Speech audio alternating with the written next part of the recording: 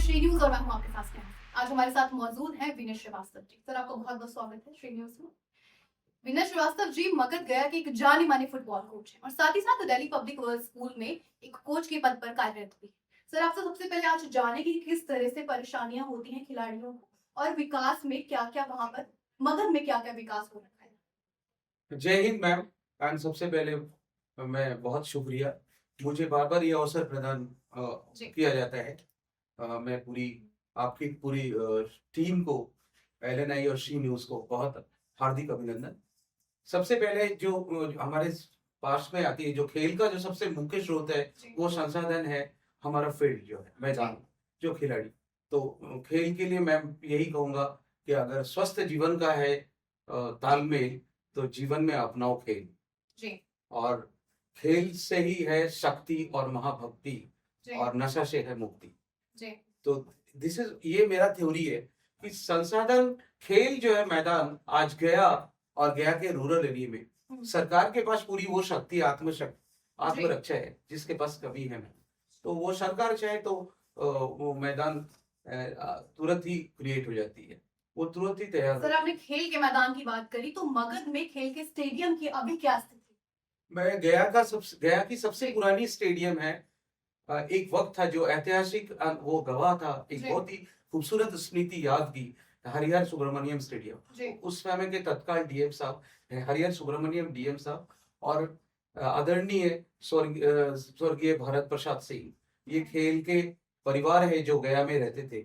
उन्होंने ही, वो दोनों मिलकर एक टेम्पररी उन्होंने शुरुआत किया, और उस समय की नामी गिरामी टीम उस हरिहर सुब्रमण्यम स्टेडियम में, चाहे वो बंगाल हो चाहे झारखंड हो, उस समय आके खेलती थी। और जो जज्बा था, जो फुटबॉल स्टेडियम के नाम से जाना जाता है, ये हरिहर सुब्रमण्यम। वैसे क्रिकेट भी होती थी वहां पर, अच्छे अच्छे क्रिकेट खिलाड़ी, लेकिन फुटबॉल दर्शक जब टिकट था उस वक्त मैं भी उस स्टेडियम में खेला, मुझे भी खेलने का मौका मिला उन सारे इंडिया के प्लेयर लोगों के साथ, भारत, और अच्छे अच्छे खिलाड़ी थे जो वहां से, उसी मैदान से उन लोगों ने घुर सीखा खेलने, कोच के प्रशिक्षक के साथ।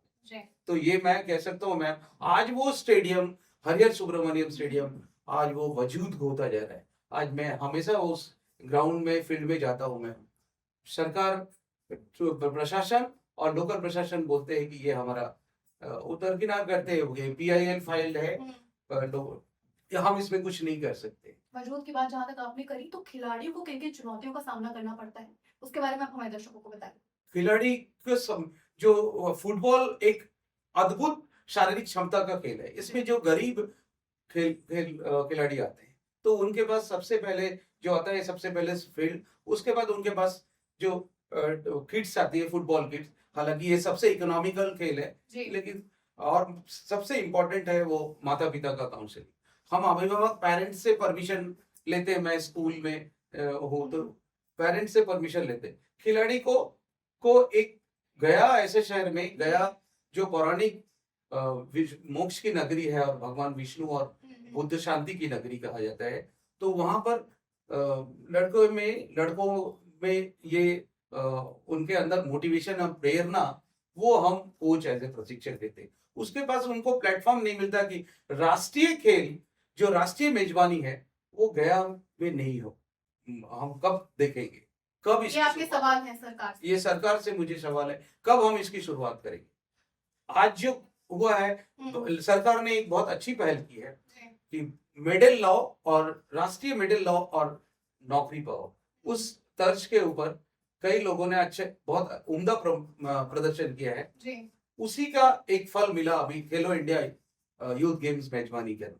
बट हमारे पास जो लंबी गेम है, जो फुल डायमेंशन का जो खेल है, बिहार ने मेजबानी किया, 5 शहरों में हुई, भागलपुर, पटना वगैरह में, लेकिन यहाँ गया में वो नहीं था खेल स्टेडियम। तो IIM, Indian Institute of Management, Bodh Gaya में हम लोगों ने वहाँ पे मैनेज, वहाँ सरकार को करानी पड़ी।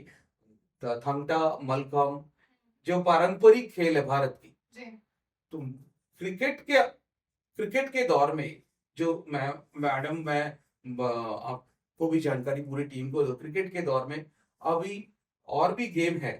खेलो इंडिया में 27 गेम है, उस खेल के ऊपर भी प्रमोशन करना चाहिए सर।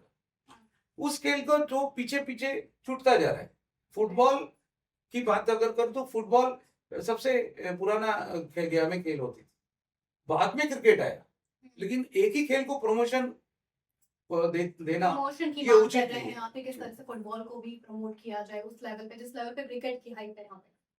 वो जी। पूरे शहर में मैम, पूरे देश में जो है ना, तो आपने देखा है कि आप भली भांति परिचित है कि आज क्रिकेट किस रूप में चला गया। जी मैम मैं आपसे कहूंगा कौन सा रास्ता अपना रहे, लेकिन एथलेटिक्स और फुटबॉल इसके ऊपर फोकस। हॉकी हमारा राष्ट्रीय खेल है, हॉकी इज बेटर। कबड्डी जो पारंपरिक खेल है, कुश्ती है, मलखम, ये सब तो इन प्रगति कर रहा है, इनके ऊपर भी ध्यान देना चाहिए सर। उस हिसाब से फुटबॉल की प्रगति नहीं हो रही।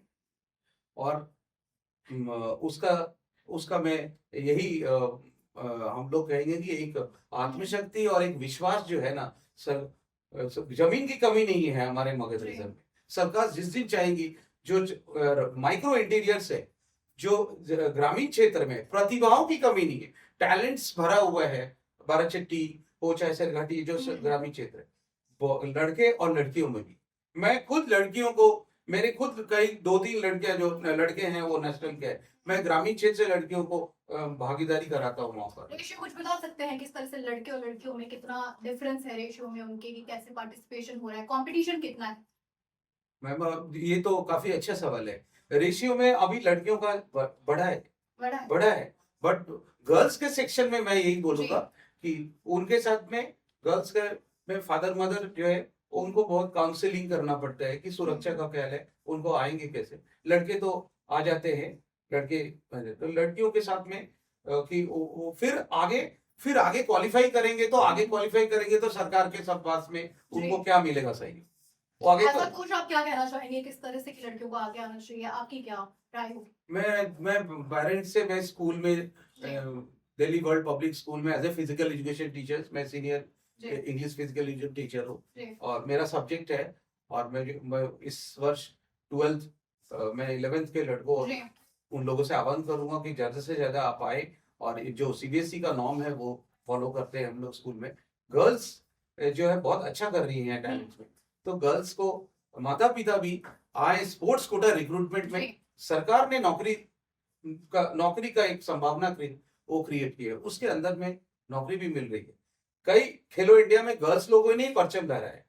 अभी जो खेलो इंडिया हुआ उसमें 36 मेडल्स 7-8 गोल्स के साथ बिहार ने अभी जस्ट उन्होंने नाम रोशन किया है, तो अच्छा किया इससे जुड़ा एक और सवाल है सर कि रेलवे खेल मैदान का अतिक्रमण कैसे हुआ, ये आपको मैं दर्शकों को बताना चाहूँ। और मैम ये बहुत, चूंकि भारतीय संस्थान भारतीय रेलवे, मैं यही कहूंगा कि स्वस्थ भारत मिशन जो प्रधानमंत्री साहब ने जी। जो चला है, फिर आने वाले समय में जिस तरह का भारत में मेडिकल जी। फील्ड से डायबिटीज, हार्ट ब्लड प्रेशर, आप इन चीजों को कम कर सकते जब खेल मैदान रहेगा। तो जब खेल मैदान हरा भरा ही नहीं है तो देश कैसे हरा भरा होगा। जी तो इसीलिए उस खेल मैदान को मैं माननीय मंत्री से कहूंगा जी कि उसको खेलने दे। खेल के कर्मचारी, वहाँ रेलवे के कर्मचारी और सारा गया जिला के लोग खेलते हैं वहाँ पे, तो खेलेंगे तो एक बहुत अच्छा हार्मोन जो है, गुड हार्मोन सिक्रेशन होता है